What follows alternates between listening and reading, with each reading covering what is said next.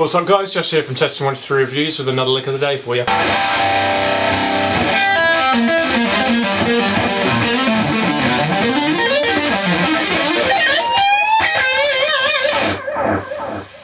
think that's close enough.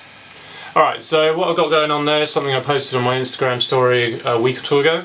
It's combining some hammer-ons from nowhere, kind of in the style of Greg Howe and Rick Graham, and then some Richie Kotzenisms, which I like a lot, and then a 3-note string pentatonic tapping run that I've been using a lot ever since I learned it from Micky Crystal. So my guitar's tuned down a whole step, but I'll refer to everything as if it was in standard tuning.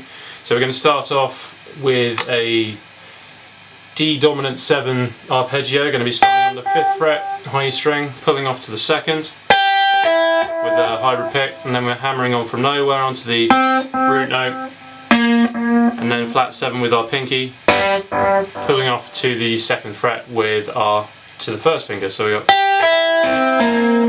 and then we've got this little descending motif throughout the entire arpeggio. So the picking for that is hybrid, pull off, hammer, hammer, hybrid, hammer, hammer, pull off, and then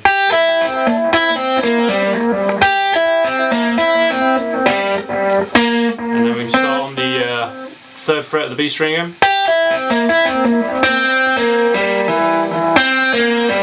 So we're going 3rd fret B, 5th fret G, pull off to 2nd fret, and then hammer on to 4th fret of the D string.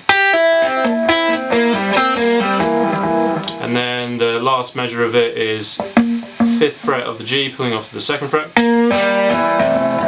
down to 4th on the D string, 5th on the A string. And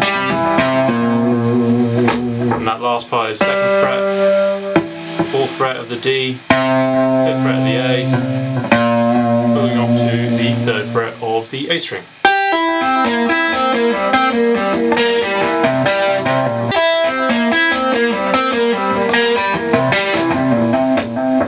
Now, I am kind of doing hammer-ons from nowhere, but I'm subconsciously picking some of the notes with my pick, so do as you see fit.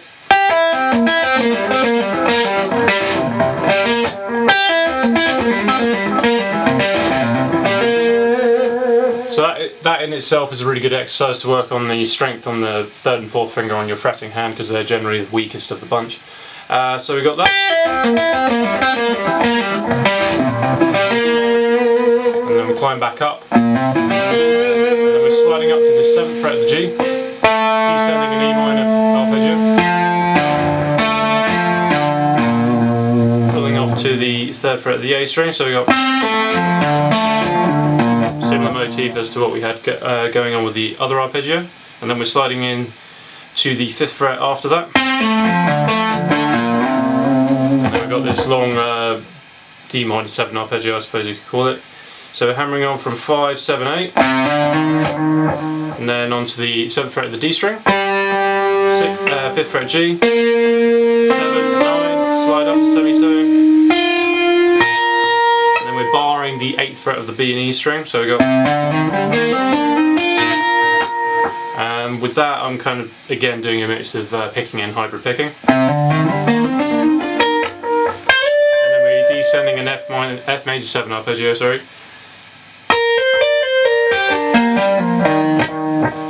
So for the fret numbers for that one, once we got to the 8th fret of the high E string, hammering on to 10, 12, pulling off, back down again, and then 10th of the B string, 9 on the G, 10th on the D string, 12th on the A, pulling off to 10, 8, and then we're hammering back on, and then we start incorporating some tapping with the fretting, with the picking hand. So we got, and then we climb back up, tapping the 15th fret on the A string, and then we jump up to the G,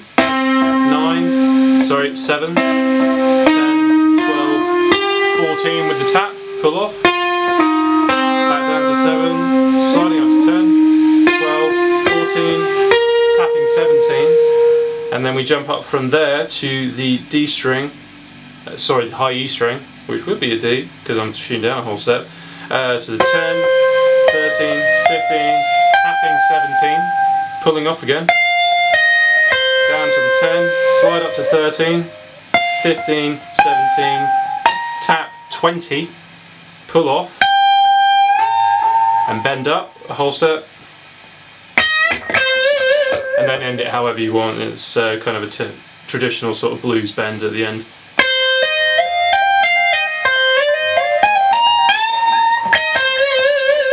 So just that bend at the 17th fret, bending the 13th fret at the high E, up a quarter, and then hitting the 15th fret of the B string.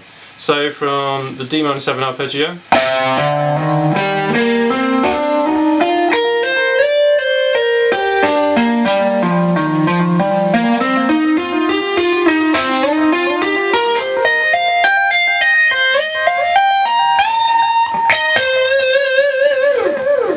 so that's the entire lick. So I'll try playing it slowly for you, so hear it all in context, and then once more up to speed.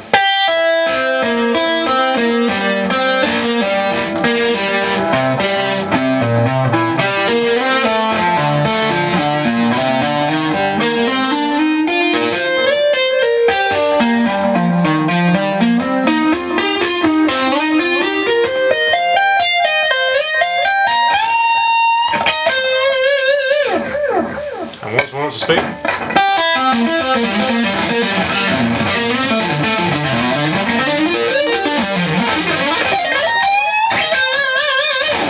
And again.